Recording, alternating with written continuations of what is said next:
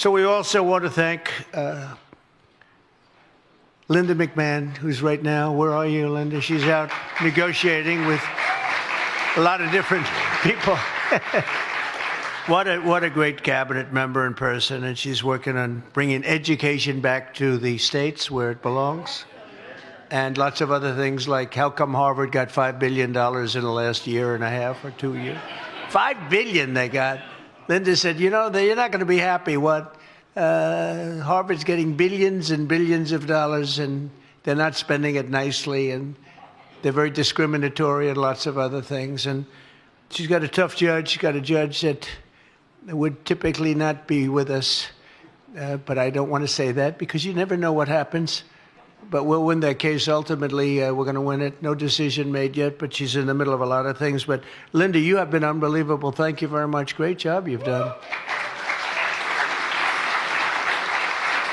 And I said hello to Chris Wright. Chris is the most talented person. Doug actually said that I offered Doug Department of Energy notice. He said, I have somebody better. He's never said that in his whole life about anybody, Mary. He's never said that about anybody, but he said Chris Wright is so incredible, and he has turned. He's the #1 guy in the oil industry, and he left for, I won't even tell you the money he was making. It was crazy money, but he knew that, and he wanted this, and he and Doug have done an incredible job, and thank you, Chris, very much. And Doug Collins, where's Doug Collins? Doug Collins, what a great guy he's been. What a great guy.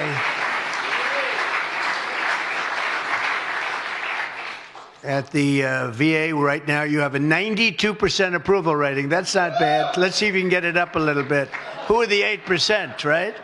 But he's working on it. He is working on it. He's incredible. What a job. Thank you, Doug. What a great job you're doing. Appreciate it. As well as EPA Administrator Lee Zeldin. Where's Lee? This guy. People don't know, he was a great lawyer, like top of the line, and then he became a congressman in a race that he had no chance to win. He won, and was a congressman like for 6 years or something, and was highly respected. And then he took a shot at running for governor of New York, even though people said it was almost impossible to even think about, and he almost won. He came so close, almost won. And I appointed him as the environmental czar. She's our environment czar. And what a job, secretary on the cabinet. He's got everything. And the job he's been doing is incredible because we have $16 trillion so far invested in our country. We've never had anything even close. And this is just really in the last 4 months, not 6 months. That's when we started accepting things and getting things going and getting them rock and rolling. And Lee is getting the permits for people so fast. You know, the biggest problem they had is we can't build if you're not going to give us the permits, or if it's going to take 9 years to get a permit and then get rejected. You know, they'd wait 9, 10, 12 years to do environmental impact statements, and at the end of 12 years, they'd get a rejection, 3-2. You know, they gave their lives to it. We don't do that anymore. He does it within weeks, and we really appreciate Lee. He's got an incredible staff, and we appreciate the job he's done. He's an unbelievable guy. OMB Director Russ Vought. Nobody knows the finances of this country and the waste, fraud, and abuse better than Russell. So, Russell, I want to thank you for doing such a great job. You're really in there fighting, and really was a big help during this whole situation that we had, Tom, right, with Russ, when we had to know the numbers. There's nobody that knows him better. He lives with him. Director of National Intelligence. Oh, where's Tulsi? She's like hotter than everybody. She's the hottest one in the room right now because she found out with certainty. I think we knew it before, in all fairness, Tulsi, but now you have certainty. She has all the documents. She has everything that you need. And she found out that Barack Hussein Obama led a group of people and they cheated in the elections, and they cheated without question. It's not even would you say there's even a little question there, Tulsi? She says no. And you found things that nobody thought we'd ever find. And I'm very happy and very honored to have you with us. She's right now, by far, Speaker, she's hotter than you right now, Speaker. She's the hottest person in the room right now, Speaker. So, Tulsi, great job. And I know you have a lot more coming. She told me you've seen nothing yet. So I heard those rumors about you, but now I know they're true. So we're very proud of you, Tulsi. They cheated so badly, and ultimately it led to a loss in 2020, and it shouldn't have been a loss. It was a big victory. We won by a lot. We had to do it again. But if I thought we lost, I would never have run again. And this is a far more consequential election than it would have been if we did. That's the only thing I can say in favor of it. But we can't ever let that happen again to our country. Look at what happened in terms of inflation, in terms of so many things. But most importantly, maybe in terms of allowing millions and millions of people into our country that we shouldn't have. We shouldn't have these people in our country. And the levels of violence and things that we're seeing are so bad, and we're getting them out. And Tom Homan and Christie have done an incredible job. But we're getting them out. But this should have never happened. It was like just a terrible, unforced error. The only thing that I can't figure out, I always like to figure the other side. Why would they do this? Why would they allow people to come into our country from all over the world, not just South America, but from Venezuela, but from all over the world? They came, and they came by hundreds of thousands, in some cases hundreds of thousands a day. When you look at some of these, they break down gates. We built hundreds of miles of wall. They didn't break down the wall, but anything that wasn't a wall, they were able to break it down. And they came in, though, by the millions. And we're going to be paying a price for this. So we are paying a price. It's all consuming. And we have to get 11,888 murderers. Many of them murdered more than one person. And they're in here, and some are already gone. We've gotten them out. Some we can't get out. We want to put them in jails because we're afraid they'll come back. They're so violent. And they used to say, no, these are the illegal immigrants, they said, are very kind people. Remember that? They used to say they're kind, they don't commit crimes. No, they make our criminals look like extremely nice people. And we have to get them out, and it's a big job. But we're doing it, and step by step. And last month, as you know, in June, we had 0 people come through the border, right? 0 people come through the border. So we're doing a real job. But what we found out is horrible, that Obama and a group of thugs cheated on the elections. They cheated violently, viciously on the elections. They're violent people. They're vicious, horrible. These are vicious, horrible people. And we can't let this happen. SBA Administrator Kelly Loeffler, a cabinet member, and a great person. Hi, Kelly. And she has done a job. You know, I always say small business. I used to say it with somebody else that happened to be, Linda, you happened to be there. I said, it's small business, but it's actually the biggest business there is, right? Probably there is. When you add it up, all those little small loans, you add them up, it's the biggest bank there is. But Kelly, you're doing a fantastic job. Thank you very much. Don't do a better job than Linda. That would be terrible. Linda had the job before you. She was so great. But don't beat her, because Linda would be very upset about that. Actually, she'd be happy. I think you'd be happy about it, right, Linda? That's the way Linda is. I want to also express our gratitude to all of the wonderful friends, and mostly spouses, but the wonderful friends that we have here. This is sort of just a great period of time for the country, and it's a great period of time for the Republican Party. I also want to wish Congresswoman, a truly beautiful woman, Mary Miller, and her husband, her handsome husband. This is like I'd like to use them on the front page of an advertisement for people that come to a hotel or something, but they're like I think they're a perfect couple. Mary Miller, I'd like to thank you and wish you a lot with your husband, Chris, and a very happy 45th wedding anniversary. Wow. It's a beautiful couple with beautiful children and grandchildren. Good. Keep it going. Keep it going. Mary's very respected too, Chris. You know that. She's doing a fantastic job. Beautiful woman.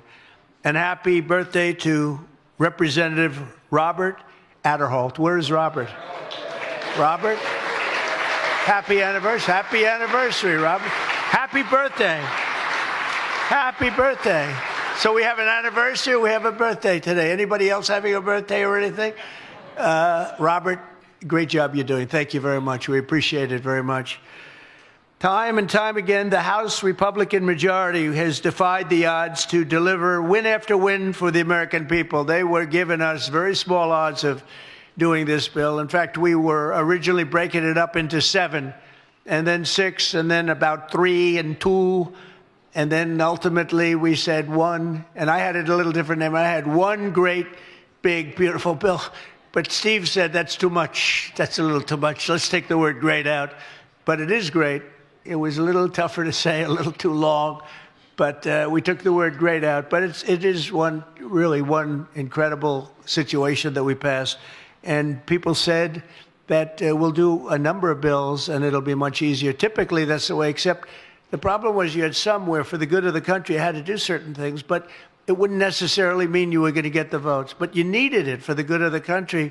But the big, beautiful bill, the beauty is that it had something in it and a lot for everyone, including the people in this room that had a vote. So I think it was an incredible decision that we made pretty early on, right? We had a lot of people that were skeptical, Mike, about doing the one. They said it's just not possible to get it passed. And I think it actually turned out to be the biggest advantage because everybody had something in it. No matter who you were, you could go back and say, look what we got. Oh, well, that's okay. So it really worked out well. You passed the Lake and Riley Act. You passed the Halt Fentanyl Act. That's big stuff. You know, we are tariffing countries that are sending us fentanyl and working with fentanyl. And sadly, we're taking in billions and billions of dollars, but we don't want to take in billions for that. We want them to stop, and they will. With the help of our great First Lady, you passed the Take It Down Act. That's a big thing, and it was a bipartisan. That was very bipartisan. I think I'll ask her to get involved in more action. It was like a real bipartisan, not where you had two. You had a lot of Democrats vote for that one. That's a beautiful thing, the horrible things that take place on the internet, and they destroy children, and children do bad things to themselves, including, you know what, the word is suicide, and it really broke her heart to see it so often, so much. And take it down, we take it off the internet. They do things that are so bad. And it was a great thing that you did, bipartisan. On July 3rd, you passed the One Big Beautiful Bill, and that's going to go down, I think, as one of the most monumental achievements ever in congressional history. In one historic package, we delivered the largest tax cut in American history, the largest spending cut in American history, and the largest border security investment in American history. And we got no tax on tips. Think of it, no tax on Social Security. We have no tax on overtime. It's just been, there's never been anything like it. And when you explain it, you know, because the Democrats are out there saying, death. That's all they're given you know, the word manufactured. They manufactured. The word they use is death. That's the only thing they're good at. That's the only thing. So they have death. And when we get out and sell, it's the opposite. It gives us life. It gives the country life. It gives, you could look at Medicaid, Medicare, Social Security. It gives it life. It means it's going to be here. They're going to be here. They wouldn't be here. I don't think we'd have a country. You want to know the truth? If we didn't win this election, I don't think we'd even have a country. But we've achieved more in 6 months than the most administrations have achieved during their 4 years or even 8 years. We've achieved more in 6 months than most administrations have achieved, whether it's 4 years or 8 years, which is pretty incredible. And when I was in Saudi Arabia, we took back $5.1 trillion. We went to Qatar, we went to Saudi Arabia, and UAE. Great leaders, all three, and great. They were great. And they invested, when I say took it back, I mean took it back in terms of an investment in the country, $5.1 trillion with a T, trillion dollars. And the King of Saudi Arabia looked at me and says, you know what? 1 year ago, America was dead. Your country was dead. He said, and now you have the hottest country anywhere in the world. That's a big statement. And that was 2 months ago. But he said, you went from a dead country, which is pretty hard to hear that. But it's true. I mean, think of it. We had a dead country. We had an embarrassment. All over the world, they were laughing at us like we were a bunch of fools. We had a dead country. Now we have the hottest country anywhere in the world. There's no country even close to being as hot. And those great representatives of Japan that a few of you, including the speaker, got to see in action, smart and sharp. And they said the same thing. They said, look, you have the hottest country in the world. So since I took office, the NASDAQ and the S&P 500, and they just did it again today, have set more than a dozen record highs. Core inflation is way down, below 2%. Think of that. And gas prices are the lowest they've been in many, many years. You know, it's interesting. I watch the Democrats, and they get on these shows. Well, prices are up. Energy is up. Gasoline is through the roof. Food and groceries are up. They lie. One guy even said eggs are up, and we reduced it by about 5 times. Think of it, eggs, because when I first got here, the first week, they hit me. The fake news back there, they hit me. First week, they're screaming at me, eggs are through the roof. What are you going to do? I said, this isn't my problem. This was, Biden did this, not Trump. But they were screaming at me. I said, just give me a chance. And I will say our Secretary of Agriculture, Brooke, did a great job. Brooke Rollins, she did a great job. She's here too. Thank you, Brooke.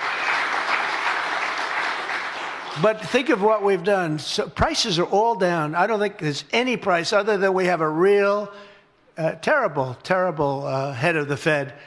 And if he brought down interest, you know, in Europe, the European Union, they've lowered their interest rate now 11 times. And we haven't lowered ours at all. He's a stiff. He's a knucklehead. And I was very nice to him at the beginning because I know how to sell. And, you know, at a certain point, it didn't matter anymore because the guy is just not a smart person. Shouldn't have been there. And I blame myself in a way for that. But I blame Biden for extending. I was surprised that they extended him, but they did. I think they extended him because they knew how much I couldn't stand him. So they did it for that reason. But and he did lower the rate before the election 2 or 3 times. It's the only time he's really acted like that. But no, he's a bad job. And he's hurting people. He's hurting people that can't get houses because they don't have mortgages. And I don't know if he knows it or not. He's either evil or stupid, and either is really not acceptable. But he's not doing a good job. And but he's only going to be there for a short while.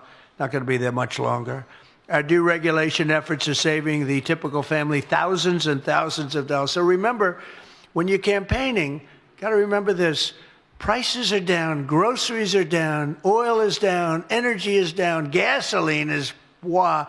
We hit $1.99 a gallon today in 5 different states. You know, in California, he keeps adding taxes, you know, when you go to $7, $8, but I mean, they just keep putting taxes on gasoline. It's crazy. I think you ought to take a look at that, Doug. It's ridiculous what he's doing out there. And he's really hurting people a lot. But we have, in free market, we have gasoline that's getting down to the low 2s. And in some cases, even breaking that. I think you're going to end up breaking it if Doug does his job with Chris. You're going to be drill, baby, drill, right, Doug? That's Doug. He really took that theme to heart. He's going wild, actually. And we'll fill up the strategic reserves. You know, they use these are massive cavities in Earth that you wouldn't believe how big. And they took the oil out that we put in. We put in a lot at good prices. And they took it out before the election. And it didn't really amount to that much for cars. You know, it didn't last that long, actually, because that's as big as those cavities. We call them cavities, are caves. They're incredible salt. They're salt mines, and they have almost an unlimited capacity, but it is limited. And they were just about filled up to the top. And for the election, they started emptying it. It wasn't meant for that. It really meant for a military emergency. It wasn't meant to keep prices down so that somebody can win an election, but obviously that didn't work. And the blue-collar workers have already seen their largest real wage increase in 60 years, another thing you can say. But the biggest thing you can say, and I told Mike today, I said, Mike, there's one thing where I don't believe we can lose. So at the end of my first term, I was so proud of myself because I worked very hard. And pharmaceuticals, drug prices, went down for the first time in 28 years. Think of that. First time in 28 years they went down. You know what they went down? 1/4 of 1 point. Little much. The line was almost straight. It was like, but it went down. First time in many years. 28, I think. And I was so proud I called a news conference to announce that drug prices have gone down for the first time in many years. And I thought it was great, but then I did something much better. And this is what you have to run on. I have a friend who has a serious weight problem. Serious. He's brilliant, but extremely heavy. I'm being nice. And he takes Ozempic, or as they call it, the fat drug. And he's a brilliant guy. He's rich, tough, highly neurotic. He's a mess. He's a total mess. But he is brilliant and rich. And he was in London, and he calls me like, President. He always used to call me Donnie. Now he calls me President. That's good. I like that better. He goes, President, what's going on? I just bought the Ozempic for $88. And in New York, I pay $1,300. Same factory, same company that makes it, same everything. $88 to $1,300. He said almost $1,300. And I explained to him that that's the way it's been for many, many years, where people actually go to Europe in order to buy drugs. When they come back, they'll load it up. In fact, sometimes they get arrested for having so much they think they're drug addicts. They just buy months of supply because it's sometimes 1/10, 1/8, 1/5, 1/2. It's a tremendous difference. And this is for the people in this room, because this is something that nobody else can do. We're going to get the drug prices down, not 30 or 40%, which would be great, not 50 or 60. No, we're going to get them down 1,000%, 600%, 500%, 1,500%, numbers that are not even thought to be achievable, because I've used a certain talent that I have and convinced the drug companies that you have no choice. The drug companies were selling drugs, same company, in Europe and other places, based on what Europe told them to sell them at. And they said, let America pick up the difference, and I wouldn't let it happen. I wouldn't let it happen. So I invoked what's called a favored nations provision, so that we will pay the same price as the lowest nation anywhere in the world. And drugs will come down, like from, as an example, $1,300 in the case I gave you. They'll come down from $1,300. Now, in the world, they'll go up a little bit. Not as much as you think, because the world is bigger than the United States in terms of population, as you probably know. But it will go up. And maybe it'll go up, instead of $88 or $90, it will go up to $110 or $120 or $140. But we're going to come down to $140. So you're going to have it coming down from $1,300 to $140, $150, $160. What difference? I mean, somewhere big. And it'll be, serious. It'll be numbers that nobody can even imagine. That's going to have a huge impact on Medicaid, Medicare, even Social Security. It's going to have a huge impact on everything. So I just want you to know that that's one of the things that you have, and they'll never be able to take it away from you. When I said no tax on tips, Kamala got just killed. We won Nevada by a lot. They have 99.9% of the people work in hotels, right? I said no tax on tips. And a month later, she said, and there will be no tax on tips. And they got booed out of the room because they knew that was our issue. So they'll try and pick up on this issue. They can't, because we did it, but they'll try anyway, because they do lie terribly. We will have reduced drug prices by 1,000%, by 1,100, 1,200, 1,300, 1,400, 700, 600, not 30 or 40 or 50%, but numbers the likes of which you've never even dreamed of before. And we're working very hard right now to get the other countries to lift up their prices a little bit, and to get the drug companies to put it to them. And if they don't, the drug companies will have a lot of problems, and they are mostly agreed to it. And if the countries don't, then as an example, if it's Europe, I'll say, that's okay. You're no longer allowed to sell cars in America. You're no longer allowed to have Mercedes, BMW, Volkswagen, or any of the other many cars. And they will say, oh, I love the idea of lower drug prices for America. So you have to use that. You have to use that, because I can't think of anything that could be more powerful than that. okay? And there's nothing more powerful than that. And we can't forget about it. I said, I said to the speaker today, I said, the one thing I'm going to bring up tonight, because we have so many of the congressmen and women in the room, but the one thing I'm going to bring up is what we did we call it favored nations. But so we're going to have the lowest drug prices anywhere in the world. We'll be tied for the lowest drug price, essentially, anywhere in the world. And you can win your election. I don't care where you come from. That helps everybody. There's no other point, I think, that can, what do you think, Mary? Do you agree? Okay. I agree too, Mary. You better agree, Mary, if you didn't agree. If you didn't agree. But no, it's an amazing thing. And nobody thought that was even possible. So we've negotiated historic trade deals with the United Kingdom, Indonesia, China, today Japan and the Philippines. We just did the Philippines today also. A good deal. We have stopped wars between India and Pakistan, the Democratic Republic of the Congo and Rwanda. That was going on for 30 years. And by the way, India-Pakistan was probably going to end up in a nuclear war if they kept, they shot down 5 planes in the last attack. And it was back and forth, back and forth, back and forth. And I called them and I said, listen, no more trade. If you do this, you're not going to be good. But they're both powerful nuclear nations. And that would have happened. And who knows where that would have ended up. And I stopped it. Iran, you saw, we took out their entire capability of nuclear. Kosovo and Serbia, we stopped that.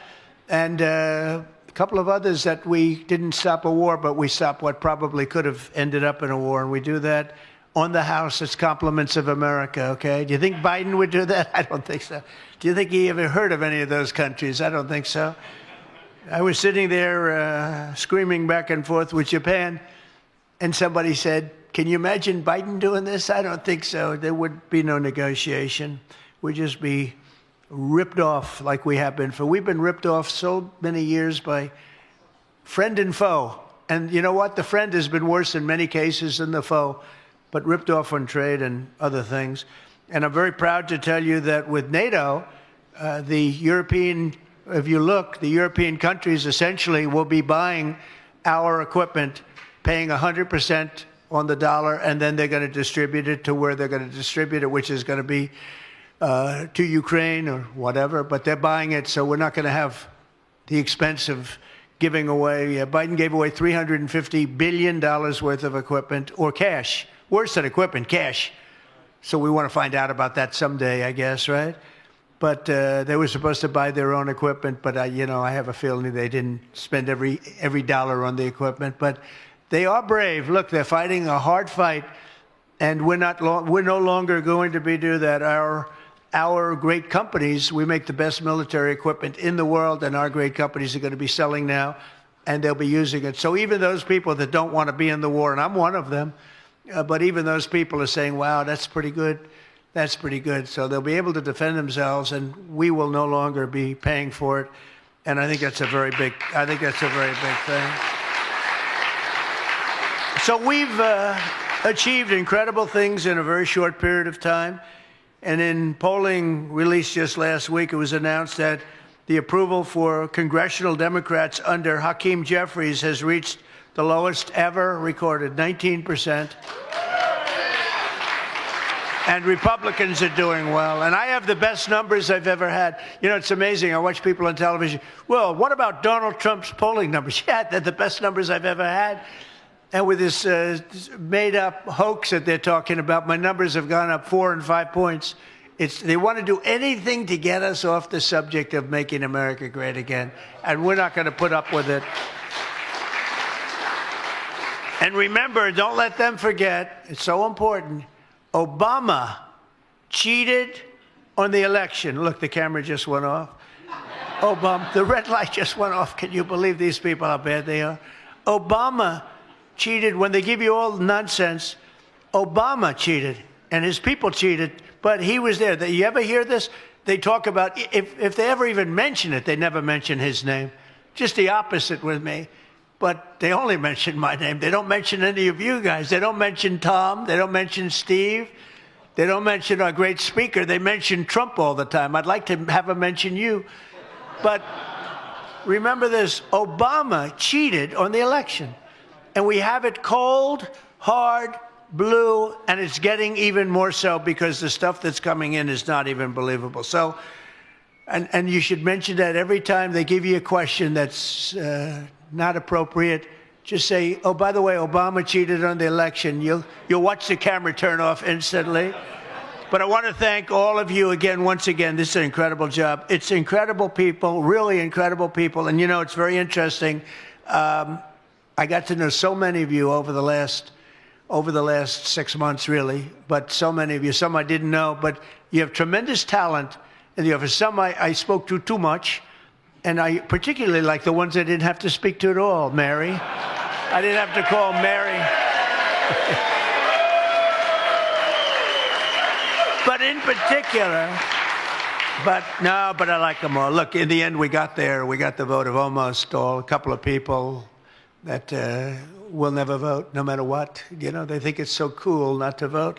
They have no suggestions. They have no ideas. They have no nothing. They just want to vote no. I don't know why. They're not doing very well on the polls right now, by the way, I'll tell you right now. But I want to just, if I could for a second, because he really deserves it, is truly a spectacular person, spectacular man. I'd like to ask the Speaker, Mike Johnson, to come up and say a few words.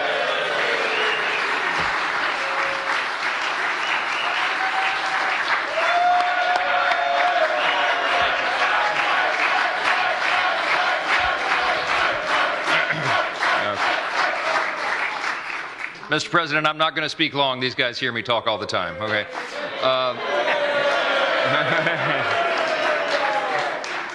I just want to say that we have been making history together, and we're making history because you are the visionary, bold, strong leader that America needed. The American people recognize that. They gave us a mandate, and we're delivering on it. The exciting thing about the big, beautiful bill is America First is no longer just an agenda. It is now the law of the land, my friends.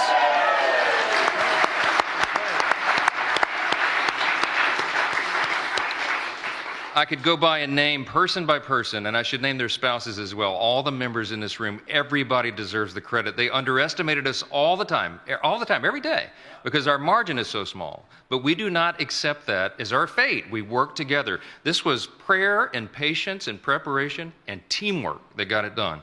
We began this about a year and a half before that bill was delivered. The deliberate work down in the trenches. I could name the chairman of all of our committees, 11 committees of jurisdiction that worked on the big, beautiful bill. All the members in here who contributed their ideas, their thoughts, their expertise. They gave their heart and soul to it, Mr. President, because they wanted to deliver for you and deliver for the people, and we did it together. And I'm telling you, this is landmark stuff. There's not anything bigger I think we may ever work on, ever, in this legislative arena, because it may not even be possible, but we did it. And I'm so grateful and I'm so thankful and humbled to work with this group. Mr. President, they are committed to the country as you are. You are the strong leader, the example for us. With your stamina, we know we can never sleep, okay? We've got much more to do to deliver for the people, and we're going to do it. We thank you for the opportunity. Thank you for the celebration. Everybody here deserves it. God bless. Fantastic. Thank you, everybody. Thank you.